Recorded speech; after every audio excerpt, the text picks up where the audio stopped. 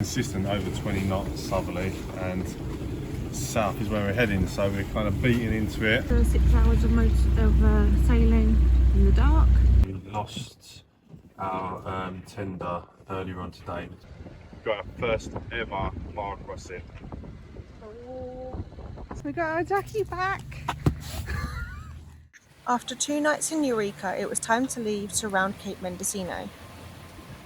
The weather wasn't forecast to be perfect, but it was doable, so we left Eureka with our sails up for a comfortable speed whilst rounding the Cape in the northwesterly winds.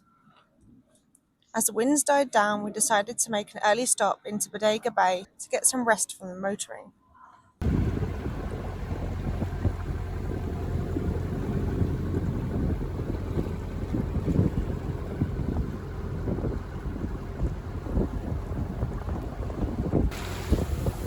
Yeah, oh, maybe he's having a scratch actually. I thought he was giving us a wave. Bye guys.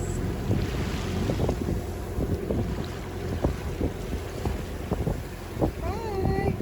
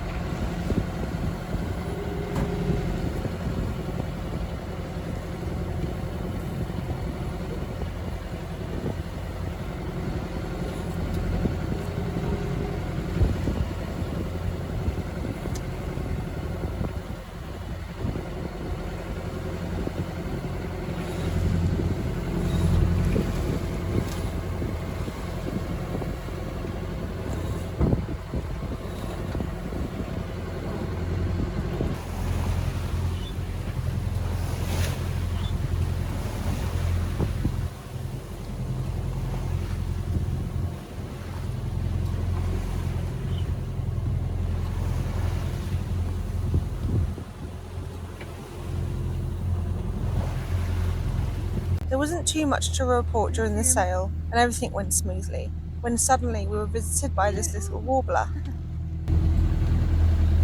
Hey young guy. He's on top of our canvas, yeah. Out here, swallowed by fog and miles from land, even the smallest mistake can be costly. This tiny warbler wasn't meant to be here. He was blown off course, lost in the grey, burning through the last bit of his energy, until one thing appeared out of nothing: our boat. Yeah. To this little warbler, the boat isn't fiberglass and rigging, it's survival, a lone refuge in an endless, unforgiving ocean. For a moment, our worlds collide. 2 travellers, both at the mercy of the same sea, just trying to keep going.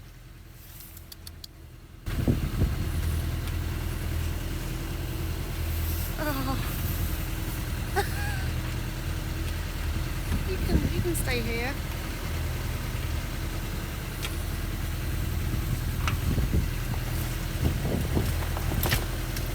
Here goes sea legs. Protected by the wind there, I guess, from the cushion.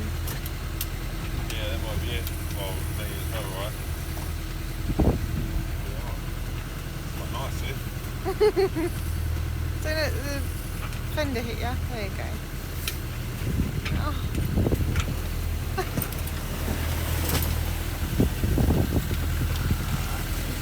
I know you're going to stay a little while. I'll go and get my camera because this will be real good.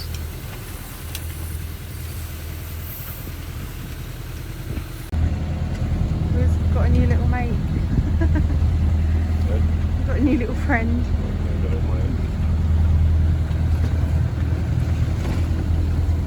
Get him, mate.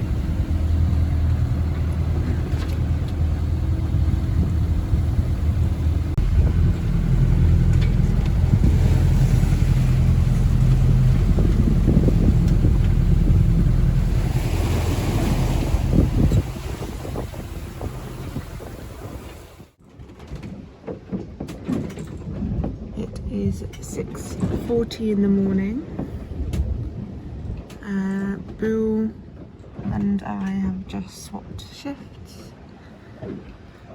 Watch and Bill has already reefed the Genoa, so we slow down, but now we're going super fast again, so I'm just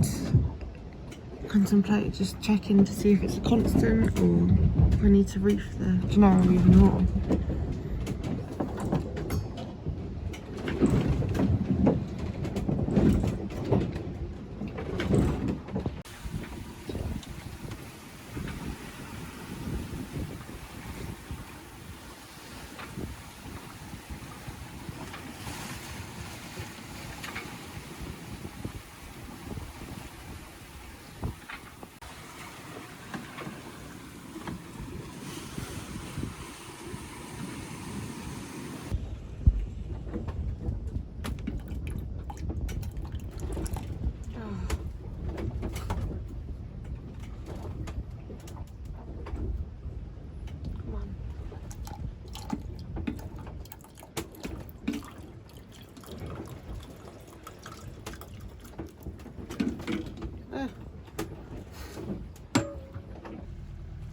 The next day we had a warm welcome of Pacific white-sided dolphins.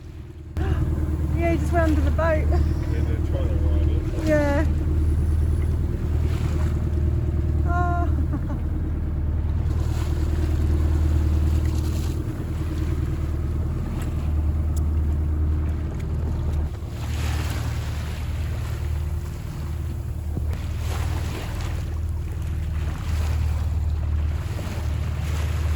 Yeah, he's right on our bow. He's right on the bow. There's two of them.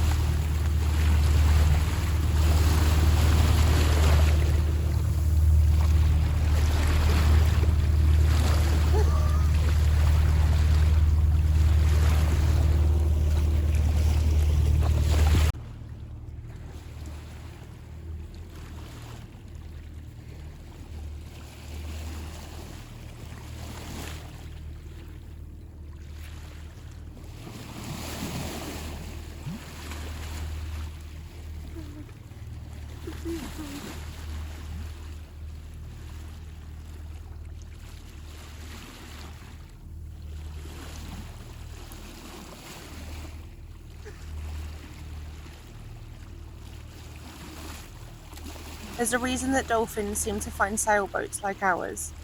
As we move through the water, the bow creates a pressure wave, almost like a moving playground for them. Dolphins ride that wave to conserve energy, gliding effortlessly just ahead of us. But it's not just about efficiency. Dolphins are incredibly curious, and boats break the silence of the open ocean, and that's what draws them in. A sailboat especially moves smoothly and quietly compared to powerboats, making us a lot less intimidating and a lot more interesting for them. So when they show up like this, weaving through the bow, matching our speed, they're not just passing by, they're choosing to be here, they're choosing to play, and for a few moments we get to share the same path.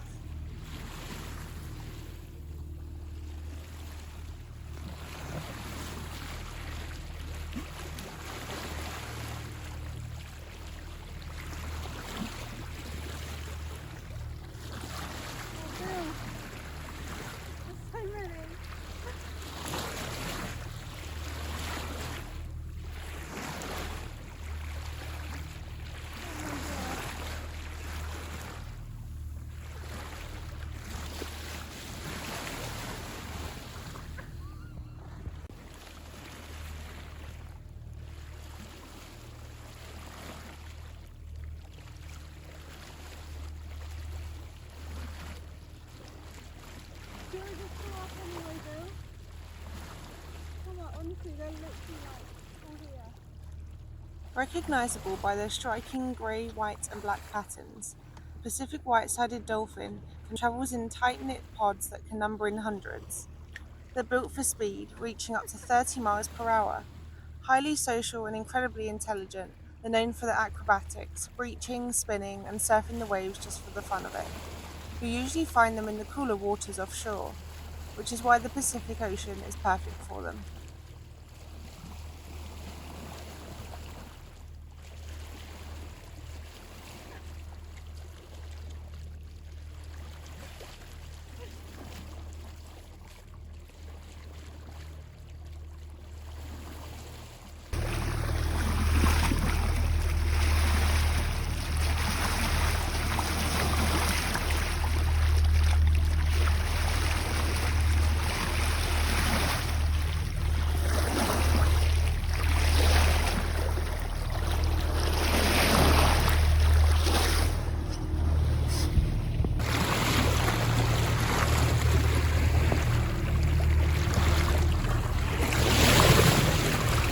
wildlife were out in full force this trip, as the whales were also making an appearance.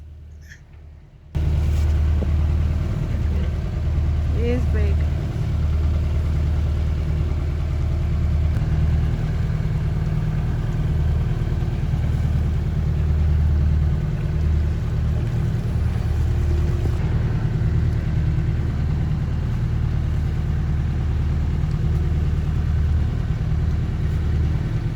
After a good night's sleep, we raised anchor and averaged 4.5 knots to Drake's Bay, our final stop before San Francisco. We were able to sail most of the way with not too much to report.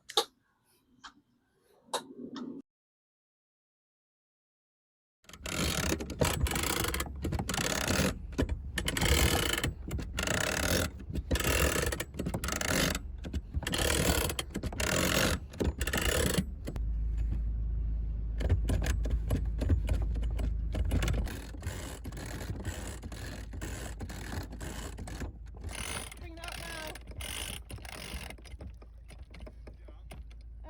Very nearly. Yeah.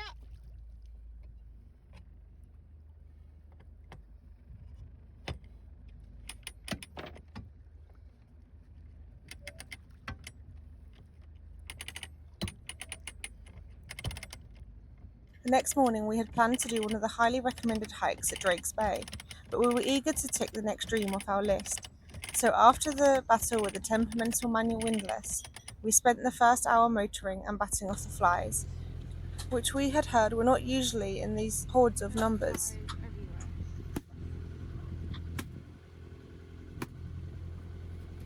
One on your back.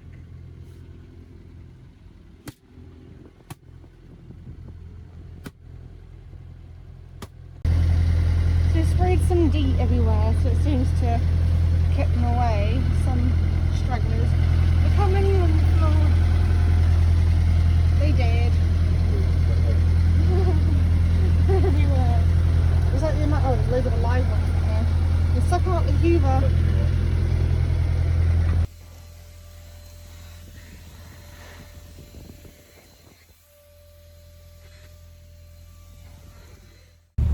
Join us next week as we sail under the Golden Gate Bridge and enter San Francisco Bay. Oh my god, are we gonna fit?